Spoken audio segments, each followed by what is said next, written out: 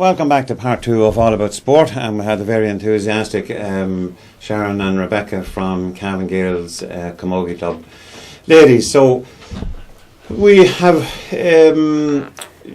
maybe some of your fundraising drives.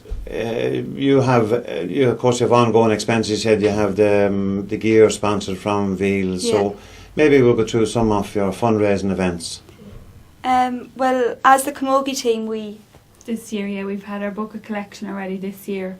That was back in March, was it? Yeah, March, February. And everyone was very, very generous, I must say, and we had great numbers contributing from the Camogie team and from the club as well.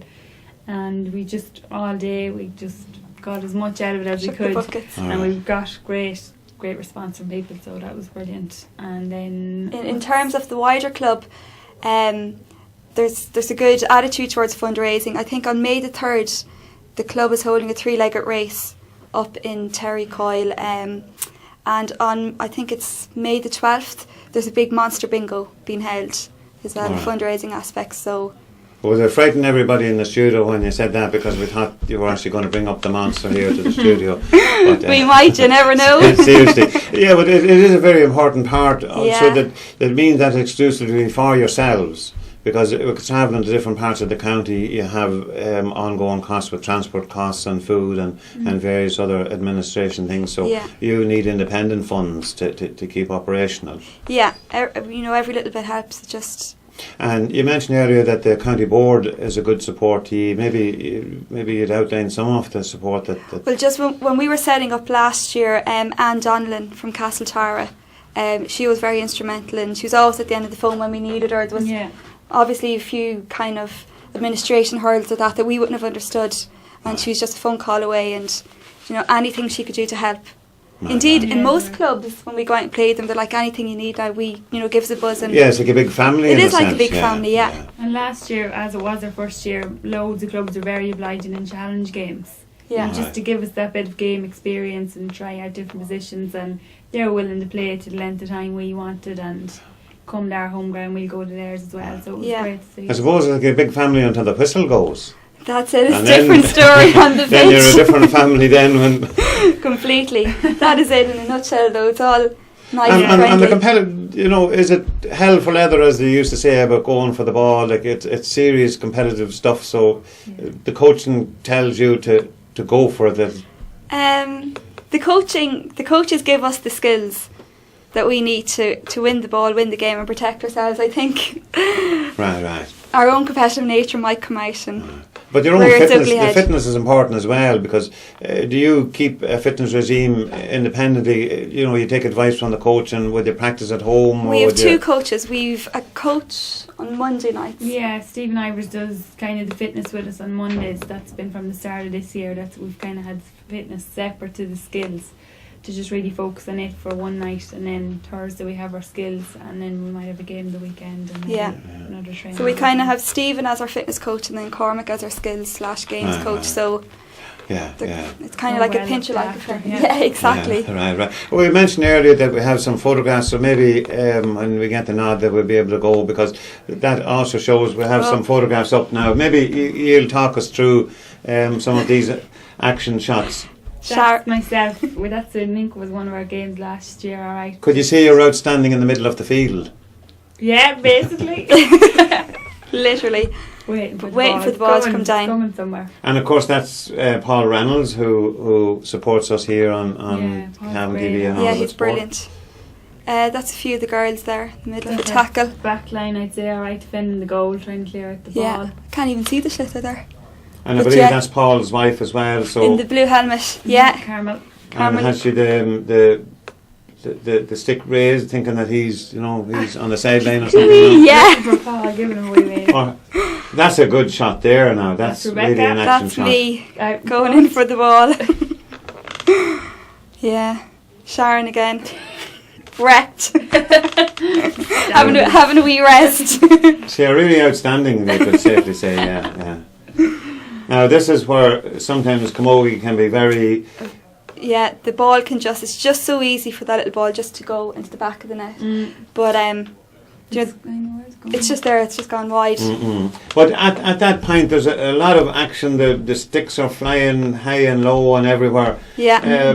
What sort of, is it that you just have to keep in there and keep tight? You're better off, get stuck in with them, or else you get hurt. Look at that there now. That's again, kicking the ball away. Kicking it out the way, yeah.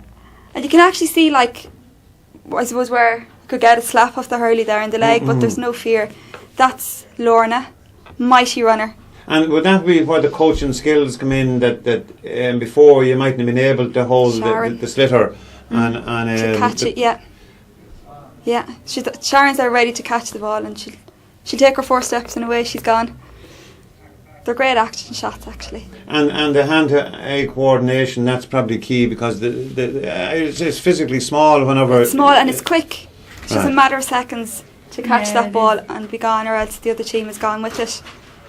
But and you need to be steady on your feet to... You need to be well, just as you say that.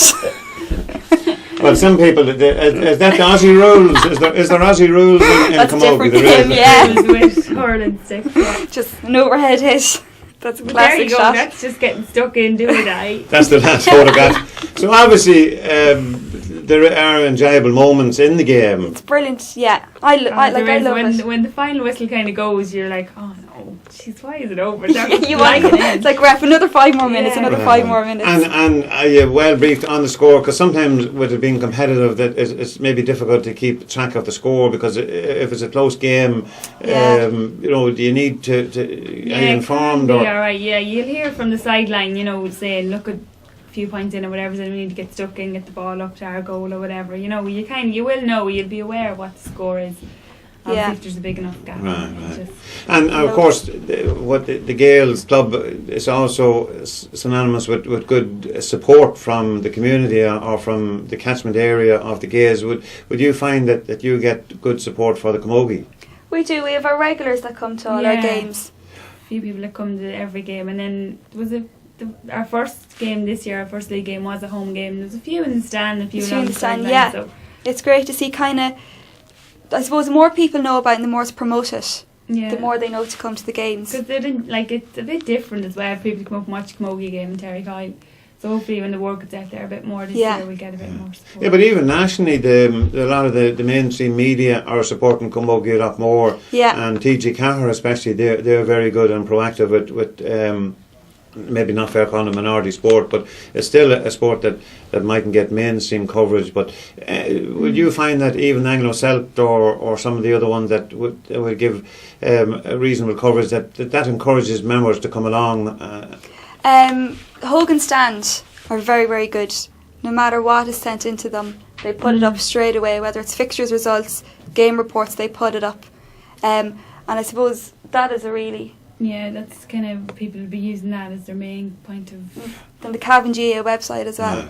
Mark there as well is very good. And of course now that you've established a presence with Cavan TV, we hope that, and Louise, the regular presenter, hopefully you keep us informed of upcoming events, especially if you have even fundraising events that allow you an opportunity to get people involved or just to get the word out that you're running an event. And even if there's some games or presentations, it'd be nice to be able to bring in the silverware when that eventually comes. Yeah, well, hopefully in terms of silverware, that the county team are defending their title this Saturday.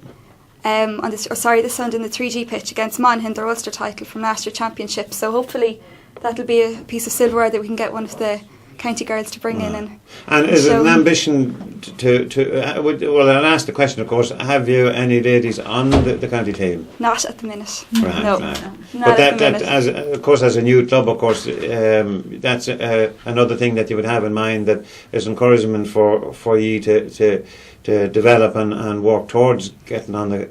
Well...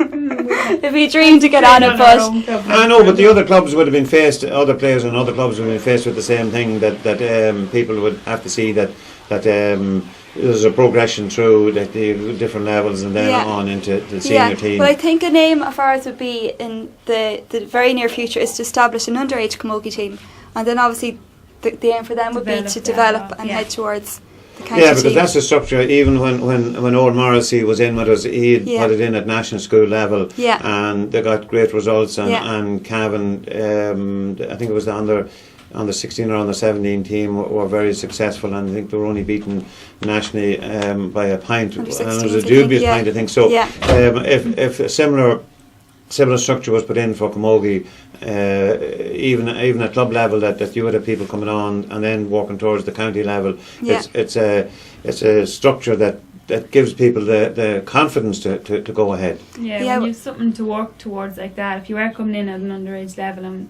you kind of thought, I might get on the minor county team, you'll work to it, and hopefully they can get there. And then you said the challenge matches, presumably they're easy enough to work with other clubs, that if the coach was giving you some skills, that then you say like a challenge match, that they give you an opportunity to practice in a lesser competitive type of... Yeah. The frame of mind is always the same. It's a game. Yeah. You go out there and give it 100%, but there is that element to put something into practice. Yeah, and maybe try out a few different changes or positions and things like that we can't just do in a competitive game. Before, unfortunately, time is up against us again, but Rebecca, you're the county PRO, so maybe you would like to say a few words in that role. We'll go to the camera. Okay. Well, just like I said, that they're defending their championship Ulster title from last year. They're playing Saturday this weekend on the 3G pitch. They played Tyrone last Sunday in the National League and in the semi-final, and unfortunately they just lost. So it is an aim, I think, for clubs, for girls to really put in the effort and to work towards kind of getting on the county team. That's kind of it, really. Okay.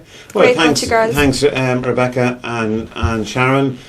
And unfortunately that's all the time we have for the All About Sport this week, and Louise will be back on the seat next week, so until then it's goodbye from All About Sport.